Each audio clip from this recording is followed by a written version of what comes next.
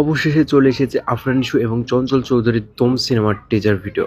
আর teaser ভিডিওটি আসার পর আমি আরো বেশি শিওর হয়েছি এটা রিমেক। তো ডিটেলসে আপনাদের বলতেছি, তো ভিডিওটি শুরু করা যাক। আমি শাহজাহান ইসলাম নূর, বাংলাদেশি মুসলমান, মনে রাখো।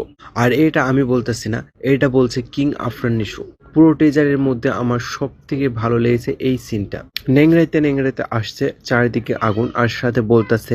তো টিজারটি দেখলাম আর সবকিছু ভালো লেগেছে। আফরান নিশোর লুক, চঞ্চল চৌধুরীর লুক।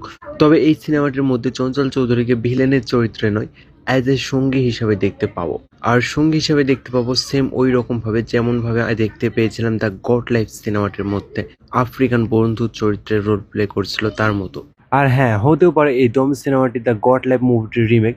তবে আশা করছি এটা রিমেক যেন না হয়, কারণ অডিয়েন্স চাই নতুন গল্পে নতুন করে আফরান নিশোকে দেখতে। আর কে কে আফরান নিশোর ভক্ত অবশ্যই অবশ্যই কমেন্টে বলে যাবেন। আর এই ঈদে আপনি কোন সিনেমাটি দেখতে থিয়েটারে যাবেন অবশ্যই কমেন্ট করতে ভুলবেন না। সবাই ভালো থাকবেন, সুস্থ থাকবেন, ধন্যবাদ।